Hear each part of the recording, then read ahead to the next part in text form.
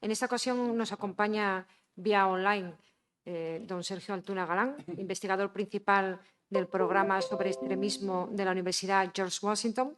Sus áreas de especialización incluyen actores violentos no estatales en el Gran Magreb y el Sahel, pensamiento islamista contemporáneo, narrativas islámicas y el desarrollo de narrativas y contrarrativas alternativas. El título de su ponencia, es La Hermandad Musulmana en España, corrientes actuales e influencia histórica a nivel europeo. Muchas gracias, Sergio, por acompañarnos esta tarde. Primero, trasladar mis agradecimientos al Grupo de Investigación en Seguridad y Cooperación Internacional y muy expresamente a la doctora Raquel Bajas Tejudo y también al Instituto Minerva por la invitación y por tenerme hoy aquí. Entiéndase que 20 minutos igual para un título como el que he propuesto es un poco maximalista, por lo cual, en fin, intentaré ir al grano, quizá más rápido de lo que me gustaría, pero, en fin, intentando acomodarlo al marco que tenemos. Comenzar diciendo que resulta paradójico, ¿no?, constatar que mientras en otros países europeos, como Francia o Gran Bretaña, pues el papel del islamismo en la sociedad y su evolución histórica han sido ampliamente estudiados y son objeto de debate, en España esta cuestión ha permanecido al margen, ¿no? Por razones, convendremos, tan obvias como funestas, pues la atención acordada al yihadismo ha sido enorme en comparación con otras manifestaciones, en principio no violentas del islamismo, que, habida cuenta de la falta de debate, podría considerarse como un fenómeno ausente o inexistente. Nada más lejos de la realidad. No solo la hermandad musulmana en España existe y se ha desarrollado en términos similares a los de otras redes de la organización en nuestro contexto continental, sino que además, como veremos, ha desempeñado un papel histórico fundamental como punto de partida del islamismo asociativo islamista en Europa. ¿De acuerdo? Eso sí, antes de profundizar en todo esto, me gustaría comenzar, como hago siempre, pues, en fin, con una breve disquisición, sentando un marco teórico y terminológico que yo considero necesario. Seguramente, aunque yo no puedo verles las caras, pues el público es suficientemente docto en la materia como para no necesitar profundizar en la diferencia entre islam, religión o islamismo, la ideología pues política principalmente que persigue la creación o la implantación de un sistema político o de un sistema de gobierno basado en la aplicación de conceptos extraídos del Islam. Ahora bien, huelga decir que el islamismo no es una corriente homogénea, sino más bien todo lo contrario, es bien heterogénea y diversa. Y si bien muchos grupos adscritos a esta etiqueta comparten algunas ideas centrales, cierto es también que difieren significativamente en otros muchos temas, desde teológicos, aunque pueda parecer paradójico, como estrictamente políticos y ciertamente también tácticos o estratégicos. A mí me gusta realizar una categorización tripartita, atendiendo principalmente a su modus operandi y, en fin, simplemente clarificar que es una categorización que a mí me gusta o una estructuración que se adapta especialmente bien al contexto europeo. Hay que tener en cuenta que no es lo mismo la hermandad musulmana en Egipto o en el Egipto de los años 30, 40, etcétera, en el mundo árabe por extensión, diferentes ramificaciones que podrían asociarse en el sudeste asiático o en Europa, donde, como decíamos, la organización está bien presente. Y me gusta hacer una participación que, en fin, diferencia entre refractarios violentos, refractarios no violentos y participacionistas, ¿de acuerdo? Refractarios no violentos, a menudo simplificados como yihadistas, ¿no? Individuos o redes inspirados, asociados a Estado Islámico o Al-Qaeda como matrices principales, ¿no?, del islamismo global, del yihadismo global, que, en fin, a rasgos generales, rechazan la participación en el sistema democrático y recurren al uso de la violencia como herramienta para alcanzar sus objetivos. ¿De acuerdo? Ahora bien, la clasificación se vuelve más compleja cuando abordamos aquellos grupos islamistas no violentos o originalmente no violentos. ¿De acuerdo? Los refractarios no violentos. ¿Por qué refractarios? Principalmente, yo los denomino así porque rechazan la legitimidad de cualquier sistema de gobierno que no esté regido por la Sharia.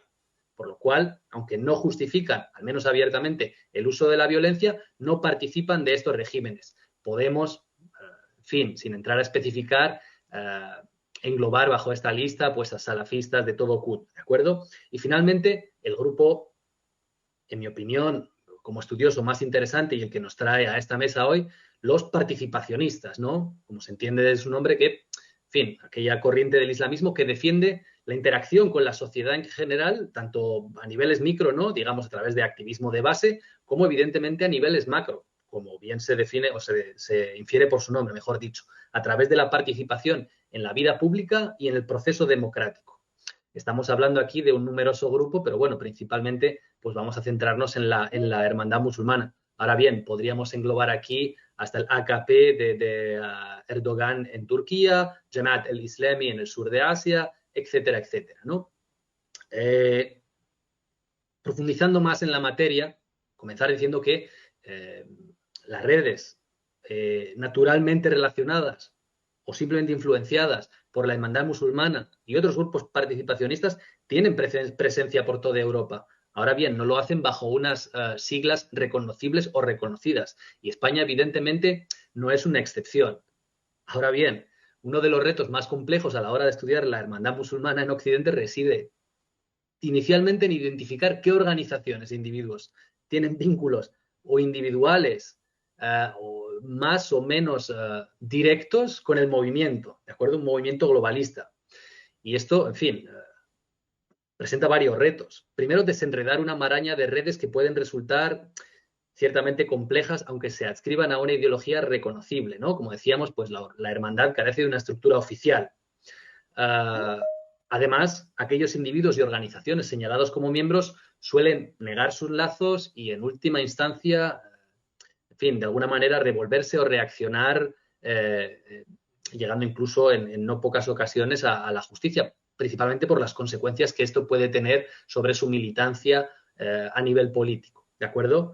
Entended también, o entiendan ustedes también, que la hermandad musulmana es un amplio paraguas, en el cual ahora mismo tienen cabida desde la organización egipcia que vive, en fin, escondida del régimen actual, de Sisi, hasta otras diferentes ramas regionales que han abrazado el terrorismo, como Hamas, ahora pues desafortunadamente muy de moda, o muy en boga, por decirlo de una manera más académica, hasta Ennahda, en Túnez, que, en fin, participó en el juego político democrático durante la transición tunecina, y aunque ahora sea una organización pues prácticamente proscrita, podemos decir que ha integrado unas estructuras de gobierno y ha cedido el poder en unos términos que podíamos entender o que podemos entender como democráticos.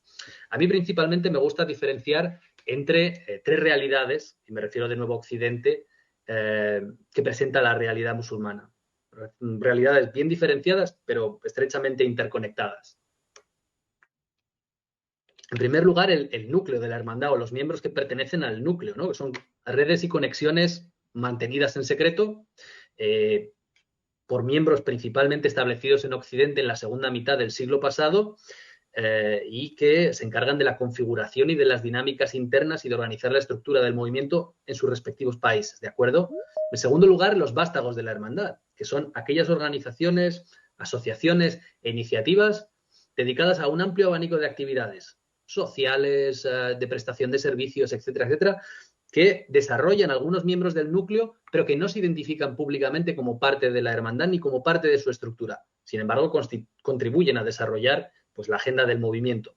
Y por último, una tercera categoría, un poco naif, si se quiere, que son aquellas organizaciones que, incluso adoptando una ideología claramente influenciada por la hermandad, no tienen vínculos operativos de ninguna manera. Ahora bien, ello no implica que exista una ausencia total de control, ¿no? Por parte de la hermandad. Y pasemos ahora sí a ver un poquito cómo es la realidad en España y hacer un recorrido rápido que nos lleve por la influencia que ha tenido la hermandad musulmana en España a nivel europeo, ciertamente desconocida, y cuáles son las realidades que actualmente existen de este movimiento en nuestro país. ¿De acuerdo? Evidentemente, mapear de forma detallada y analizar todo este recorrido pues es una tarea que excede un poquito los límites temporales de mi contribución. Pero bueno, intentaré dar algunas pinceladas o algunas precisiones que sirvan para alimentar, pues espero, el debate posterior. Comenzar diciendo que, aunque ya parezcan muy lejanos en el tiempo, son los años 50 y 60 los que asientan el punto de partida del islamismo en España. Se trata de una época en la cual la política exterior del régimen franquista puso en marcha diferentes iniciativas que pretendían romper de alguna manera con el aislamiento y la insignificancia internacional de España pues tras la Segunda Guerra Mundial. Y eso incluía, pues, en fin, acuerdos de apoyo y de reconocimiento con países terceros del mundo árabe-musulmán que facilitaron la entrada de estudiantes que ya tenían problemas por su militancia, etcétera, etcétera, en sus países de origen, principalmente Siria, Palestina, Egipto. Ahora bien, la llegada de, en fin, quiero clarificar de forma categórica que la llegada de los primeros miembros de la hermandad a España no tiene lugar de forma organizada y ciertamente, en fin, es necesario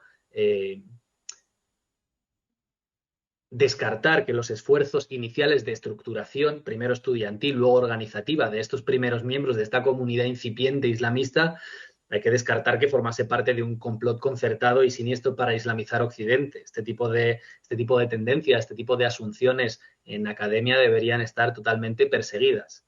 Suele existir, o existe mejor dicho, consenso al identificar a un individuo ya fallecido que se llamaba Nizar Ahmed al-Sabah como el primer dirigente reconocible de la hermandad en España.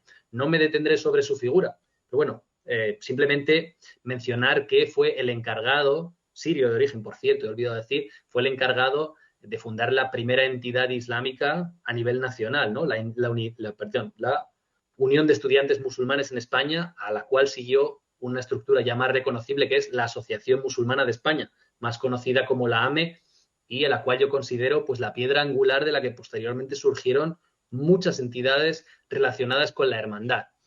Como decía, no me detendré demasiado en la figura de Nizar Ahmed al-Sabah, que murió asesinado en Barcelona. No está clara las causas, pero bueno, hay algunas teorías que indican que fue el régimen sirio, pues por la importancia del personaje, etcétera. Sí que es mucho más importante, a efectos de mi ponencia hoy, la figura de su sucesor, sirio también de origen, doctor en medicina, el señor Bahish Mullah Haweish. Ciertamente un hombre desconocido, y les puedo decir ya que los próximos datos que voy a compartir con ustedes son fruto de diferentes entrevistas, tanto en el norte de África como en varios países de Europa, para identificar un poco cómo fueron los primeros pasos de la organización administrativa y la organización de acción de la hermandad en Europa. Esta es la importancia que tiene este personaje. Si no, en España a día de hoy es prácticamente un desconocido, y aunque tiene una fundación que lleva su nombre, prácticamente nadie conoce su legado, ¿no?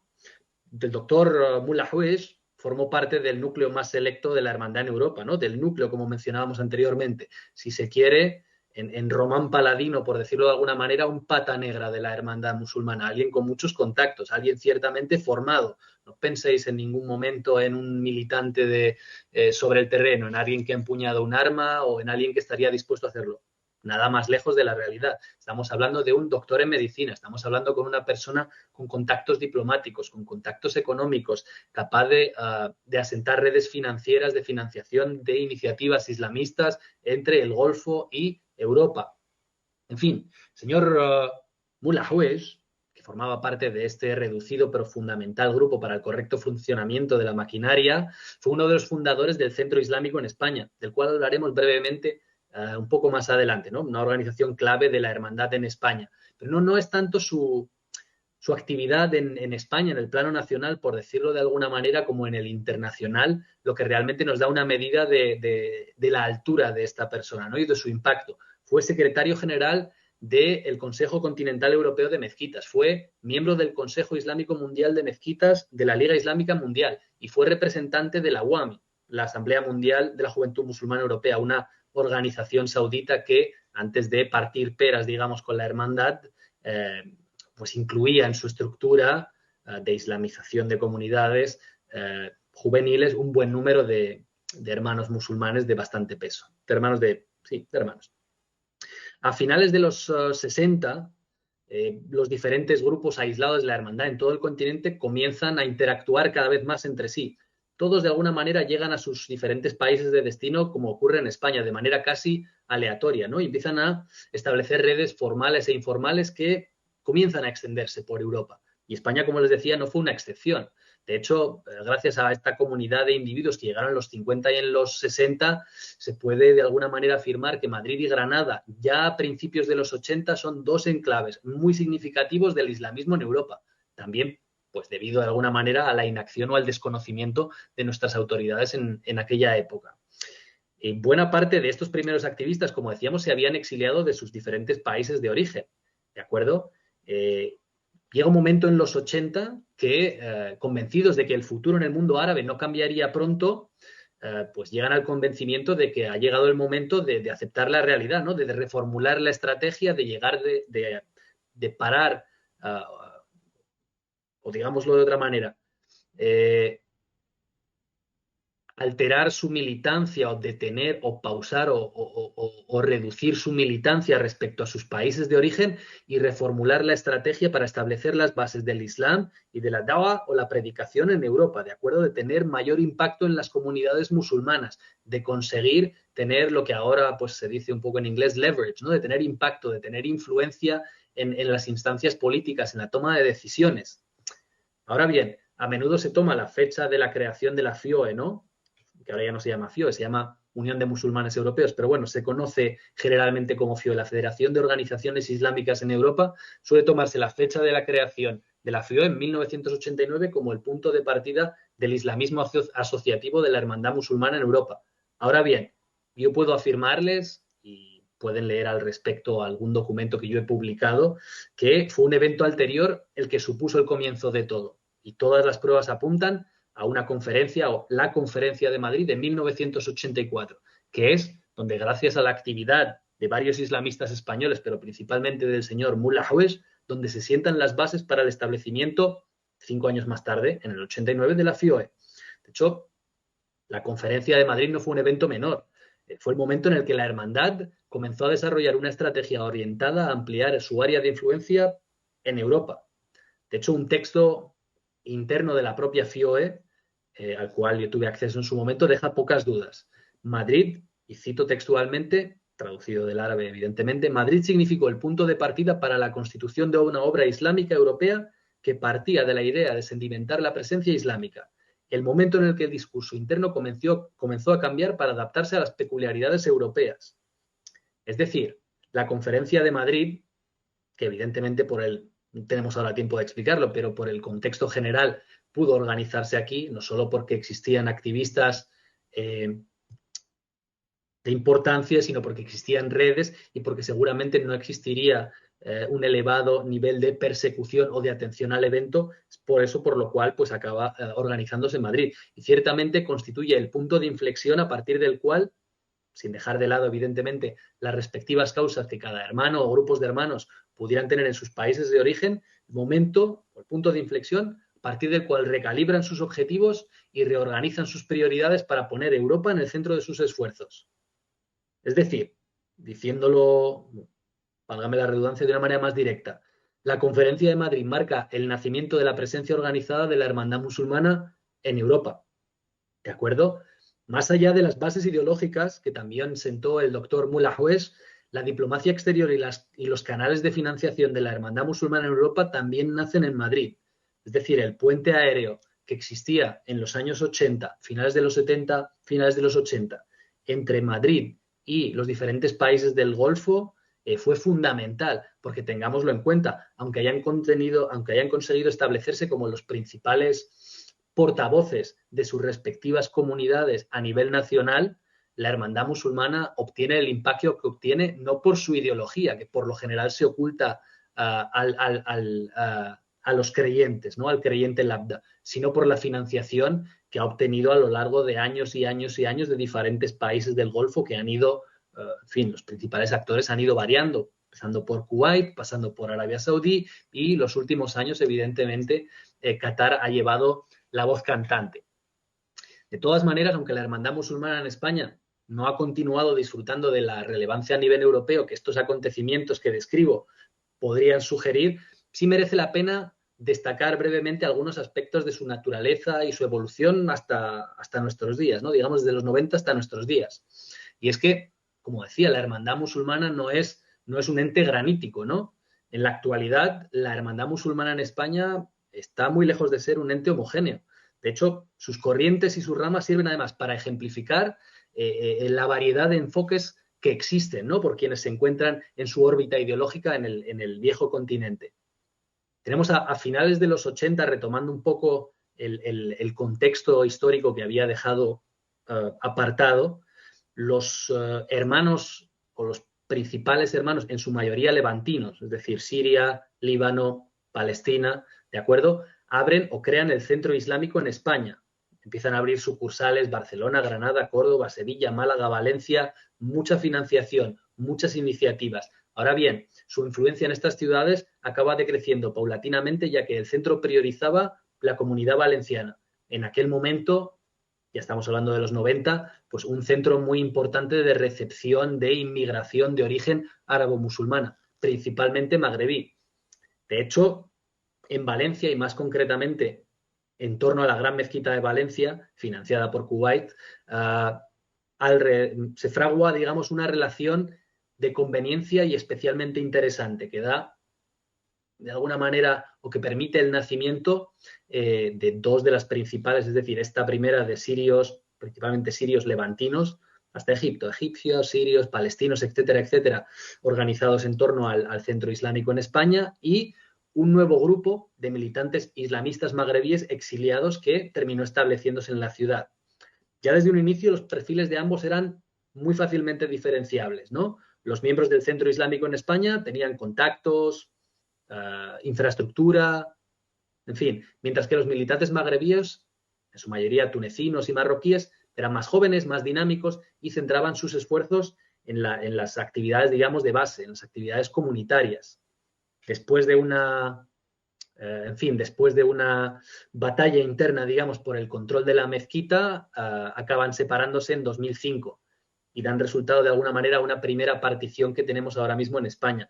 Por un lado, los miembros del Centro Islámico en España, ya envejecidos, ciertamente distantes de la realidad, distantes de cómo es el musulmán español, lejanos, escasa comprensión, digamos, un poco de qué es este cuerpo tan heterogéneo que es los musulmanes de España, pero que han seguido ocupando algunos puestos de responsabilidad en diferentes estructuras de la hermandad en Europa, aunque su influencia ha acabado disipándose. Y por otra parte, sus antiguos compañeros de viaje, estos principalmente magrebíes, aunque, en fin, el grupo se ha ido ciertamente ampliando, tunecinos, marroquíes, argelinos, ahora organizados en torno a la Liga Islámica para el Diálogo y la Convivencia en España. Los nombres rimbombantes y las estructuras o la cantidad de estructuras que son capaces de crear es una cualidad bastante inherente a la hermandad musulmana, ¿no? Esta LIDCO, esta Liga Islámica para el Diálogo y la Convivencia en España, ha terminado consolidándose como el único miembro de la FIO en España, que no quiere decir que haya otras estructuras de la hermandad, pero al menos se puede afirmar que es la estructura oficialmente reconocida, ¿no? Se ha convertido en un ejemplo prototípico de implantación a nivel comunitario, local, con importantes conexiones tanto ideológicas como financieras a nivel internacional, principalmente el Golfo, en fin. Ciertamente uno de los elementos más a tener en cuenta en España, no solo desde la Comunidad Valenciana, donde tienen numerosas estructuras que no quiero detallar porque realmente y de manera voluntaria da la sensación de que es un bosque lleno de siglas y de estructuras rimbombantes que da la sensación de ser mucho más grandes y con mucho mayor impacto de lo que realmente son, ¿de acuerdo? En fin, es un grupo a tener muy en cuenta. Y para concluir, y en fin, disculpen la celeridad, pero soy consciente de que por lo general suelo excederme del tiempo que se me acomoda, pero para concluir, pues cualquier mapeo de las principales estructuras ideológicamente alineadas con la hermandad musulmana en nuestro país, pues no puede pasar sin mencionar Madrid, ¿no? Y analizar las particularidades de algunas de las dinámicas que han pasado por la capital, ¿no?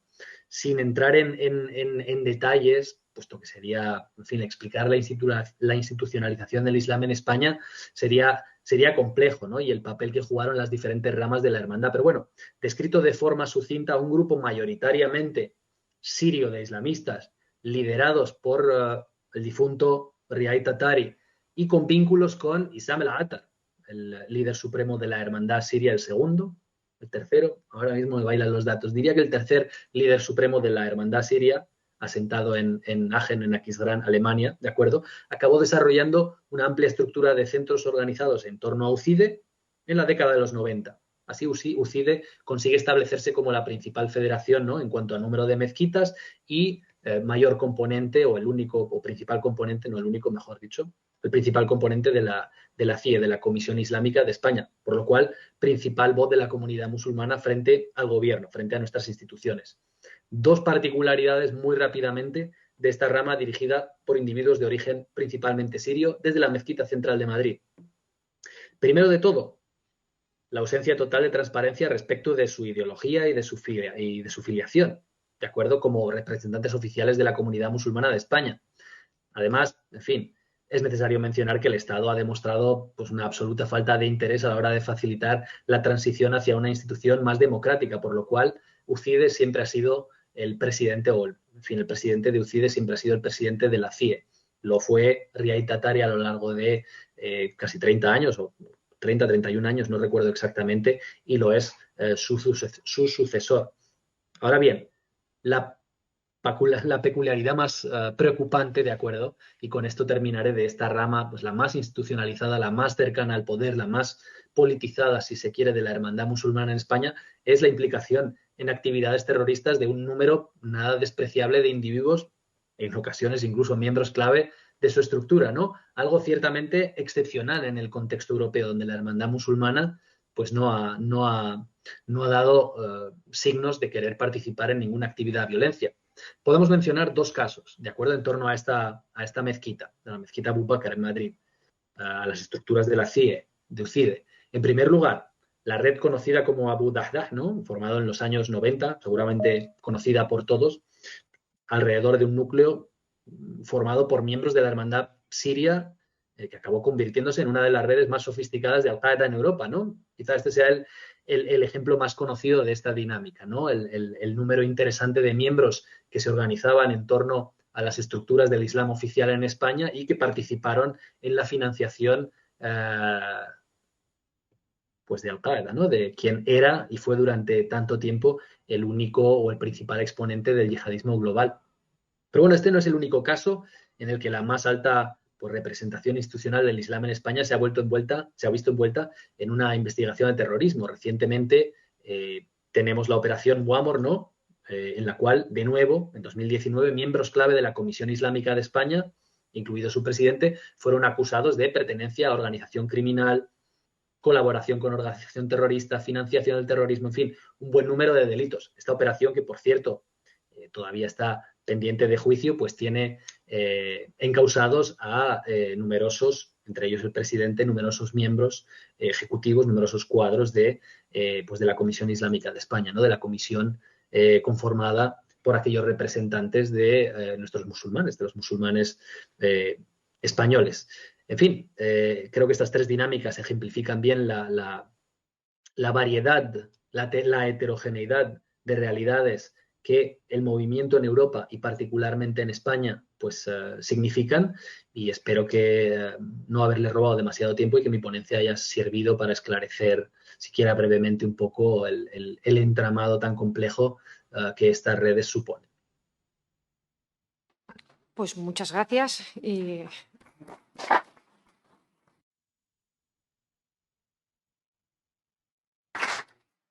francamente interesante, Sergio, y bueno, aunque ha sido poco el tiempo que hemos dejado para los ponentes, sí nos gustaría que luego pues, el público y así unas preguntas que tengamos por aquí, poder abrir un poco el debate y profundizar un poquito más en esos aspectos tan interesantes que nos has puesto sobre la mesa.